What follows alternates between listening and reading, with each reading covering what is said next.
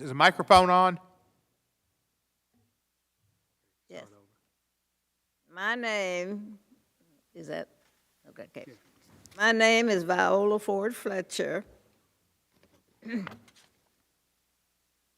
I'm the daughter of Lucinda Ellis and John Wesley Ford of Tulsa, Oklahoma. I'm the sister of Hughes Van Ellis, who is also here today. I'm a survivor of the Tulsa Race Massacre. 2 weeks ago, I celebrated my 107th birthday.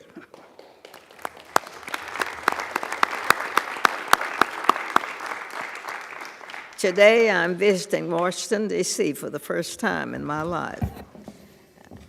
I'm here seeking justice, and I'm asking my country to acknowledge what happened in Tulsa in 1921. On May 31st in 21, I went to bed in my family's home in Greenwood. Neighbors of Tulsa, the neighborhood I felt asleep in that night, was rich, not just in terms of wealth, but in culture, community, heritage, and my family had a beautiful home. We had great neighbors, and I had friends to play with. I felt safe. I had everything a child could need. I had a bright future ahead of me. Greenwood could, excuse me, yeah. Still, Greenwood should have given me the chance to truly make it in this country. Within a few hours, all of that was gone. The night of the massacre, I was awakened by my family. My parents and 5 siblings were there. I was told we had to leave, and that was it. I will never forget the violence of the white mob when we left our home. I still see black men being shot, black bodies lying in the street. I still smell smoke and see fire. I still see black businesses being burned. I still hear airplanes flying overhead. I hear the screams. I have lived through the massacre every day. Our country may forget this history, but I cannot. I will not, and other survivors do not, and our descendants do not. When my family was forced to leave Tulsa, I lost my chance of an education. I never finished school past the 4th grade. I have never made much money in my country. State and city took a lot from me. Despite this, I spent time supporting the war effort in the shipyards of California, but most of my life I was a domestic worker serving white families. I never made much money, but to this day I can barely afford my everyday needs. All the while the city of this Tulsa have unjustly used the names and stories of victims like me to enrich myself and its white allies through the 30s million raised by the Tulsa Centennial Commissioner while I was continued to live in poverty. I am a 107-year-old and have never seen justice. I pray that one day I will. I have been blessed with a long life and have seen the best and the worst of this country. I think about the terror, horror inflicted upon black people in this country every day. This subcontinued committee has the power to lead us down a better path. I'm asking that my country acknowledge what has been happened to me, the traumas and the pain, the loss, and I ask survivors and descendants to be given the chance to seek justice, open the door. All of you know how easy it is to deny that a violent mob threatened your lives and took your property For 70 years, the city of Tulsa and its Chamber of Commerce told us that the massacre didn't happen, like we didn't see it with our own eyes. You have me here right now. You see Mother Randall, you see my brother, Hughes Van Ellis. We live this history, and we can't ignore it. It's our lives with us. Oh, my goodness. We lost everything that day, our homes, our churches, our newspapers, our theaters, our lives. Greenwood represented all the best of what was possible for black people in America and for all the people. No one cared about us for almost 100 years.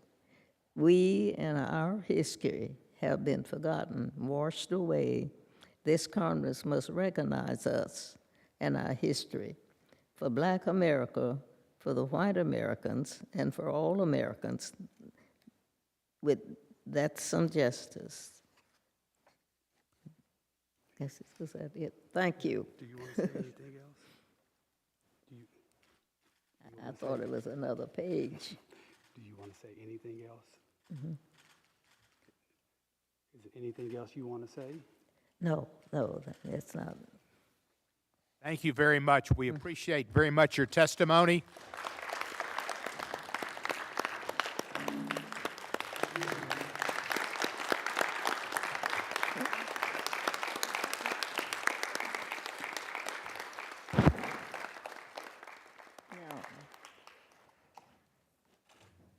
Mother Fletcher, if we don't learn from history, we're doomed to repeat it. So thank you for putting us on the right course to learn and to understand and to do better. Thank you. Are you the older of the two siblings? The older? Are you older than your brother here? Yes. You are? Yes. So he's used to having a tough act to follow. Our next witness is Mr. Hughes Van Ellis, Yep. known as Uncle Red. Yep. He's a World War II veteran, having served in the United States Army in the China, Burma, India Theater of Operations as a member of an all-black unit. He's also a survivor of the Tulsa Race Massacre. Uncle Red, you're on.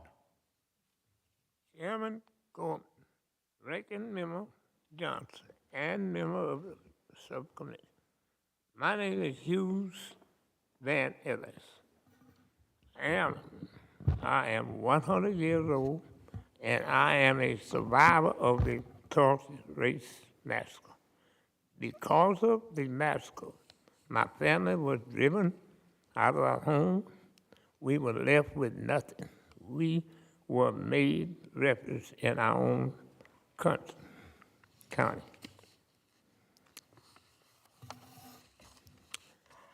My childhood was hard, and we didn't have much.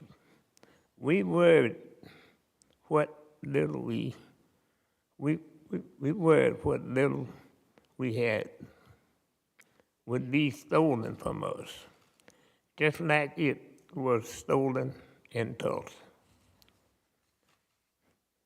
You may have been taught that when something is stolen from you, you can go to the courts to be made whole.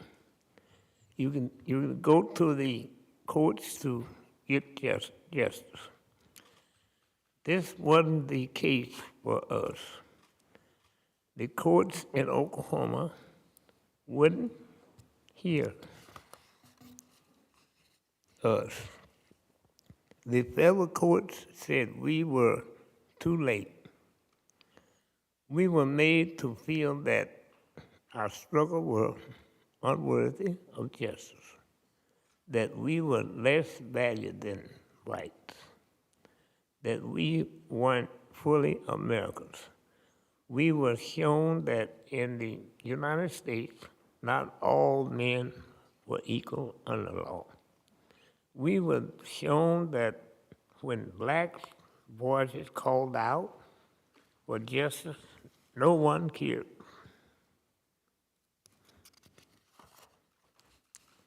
But we still had faith things would get better. We still believe in the promise America in the cases of freedom. I did my duty in World War II. I served in combat in the Far East with the 234th AAA Gun Battalion.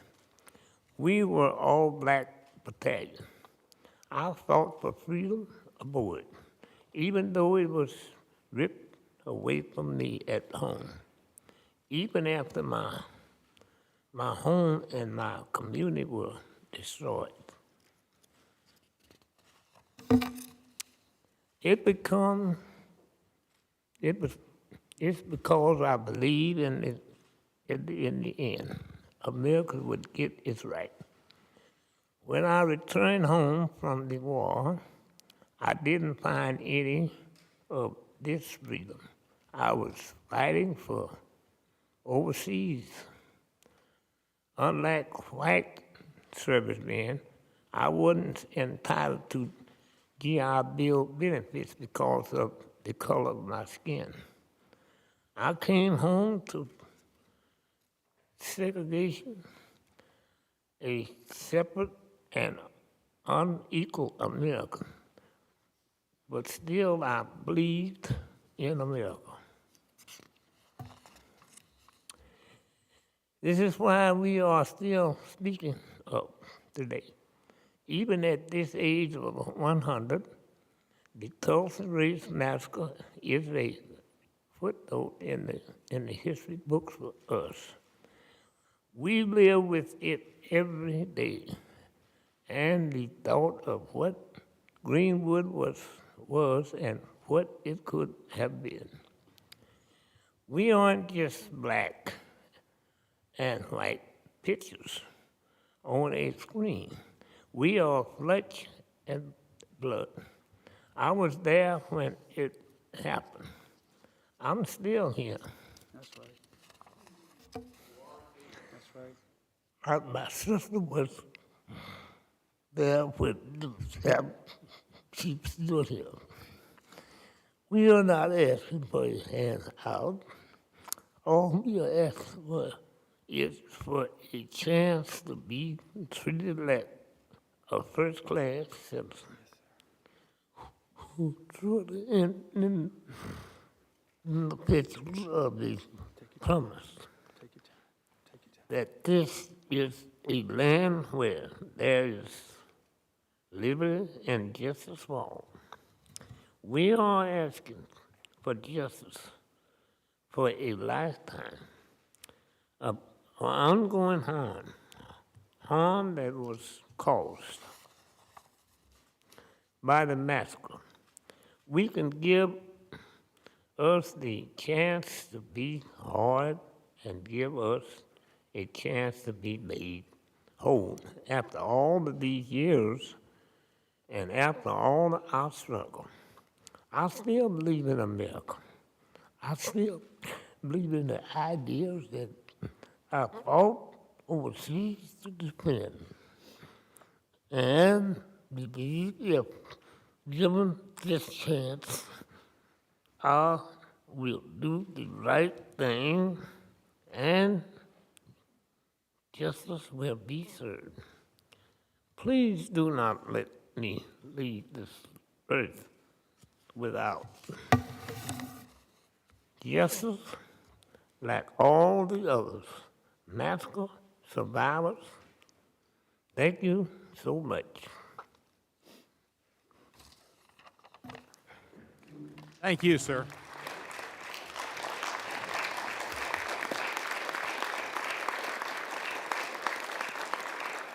Do you want to say anything else? You want to say anything else? I want to say that I appreciate being here, and I hope we all will work together. We are one. We are one.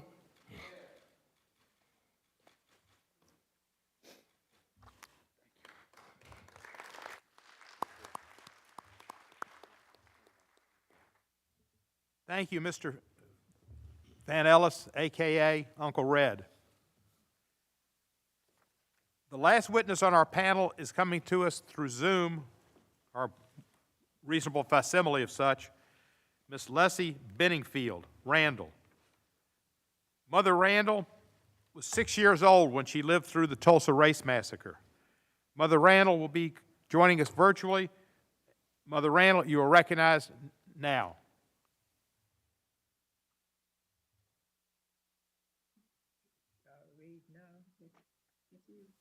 Good morning, Chairman Cohen, Good morning. Ranking Member Johnson, and members of the subcommittee. I am blessed and honored to be here speaking with you today.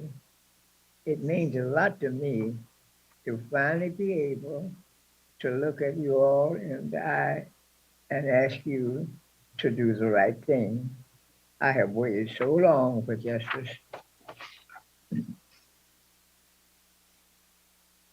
My name is Leslie Evelyn Benningfield Randall. People call me Mother Randall. Today I'm 106 years old. 100 years ago, in 1921, I was a 6-year-old child. I was blessed to live with my grandmother in a beautiful black community in Tulsa, Oklahoma, called Greenwood. I was lucky. I had a home and I had toys. I didn't have any fear. I was a young child and I felt very safe. Thank you. My community was beautiful and was filled with happy and successful black people. Then everything changed. It was like a war. White men with guns came and destroyed my community. We couldn't understand why.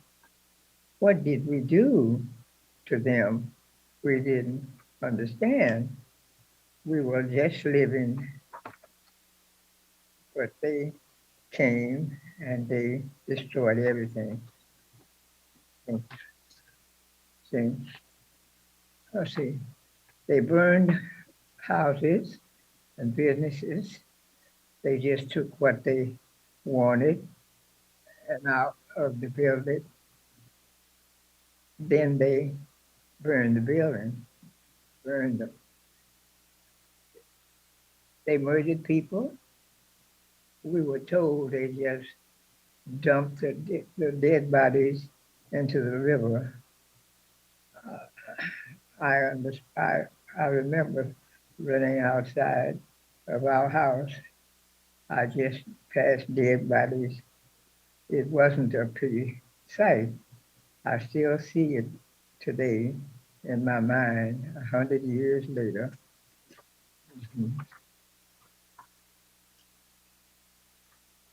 I was so scared. I didn't think we could make it out alive. I remember people were running everywhere. We waited for the soldiers to come. And when they finally came, they took us to the fairground where we would be safe. It felt like so long before they came. Thank you. Let's see. I survived the 1921 Tulsa Race Massacre, and I have survived 100 years of painful memories and losses. By the grace of God, I am still here. I have survived. I have survived to tell this story. I believe that I am still here to share it with you. Hopefully, now you all will listen to us while we are still here. Some more? The white people who did this to us were filled with so much hate. it is disgusting that they hate us so that they hate us for no reason except that we are black people. We know most of the people who committed these acts and died are dead now. The three of us here today are the only ones left that we know of. But just because these men are probably dead, the city and county of Tulsa, the state of Oklahoma, and the Tulsa chamber are still responsible for making it right because it was it was they who who caused the massacre, and it's it's continued. Um, the chamber helped ensure that we could not rebuild after the massacre, including holding us in intimate camps. Hmm. They they owe they owe us something. They owe they owe me something. I have lived much of my life poor by opportunities. My opportunities were taken from me, uh, and my taken from me and my community. North Tulsa, Black, Black Tulsa is still messed up today. They didn't rebuild it. They sure did. It's empty. It's a ghetto. They have raised more than $30 million and have refused to share any with me or the other two survivors. They have used my name to further their fundraising goals without my permission. Now that's a crime and misrepresenting my support of their upcoming continual yes event events focused on making Tulsa look good and not justice. You can help us get some justice. America is still full of examples where people in positions of power, many just like you, have told us to wait. Others have told us it's too late. It seems like justice in America is always so slow or not possible for Black people. And we are made to feel crazy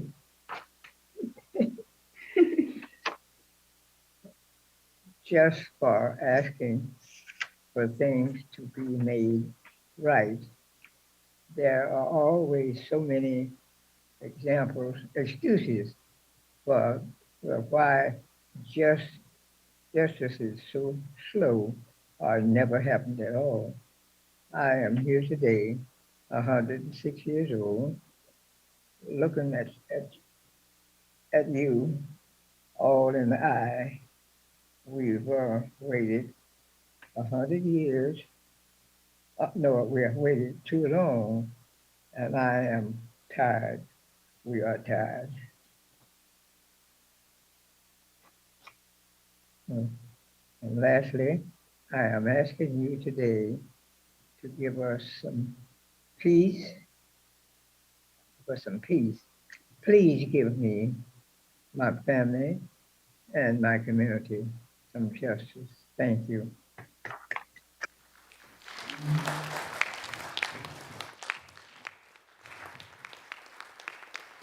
Oh.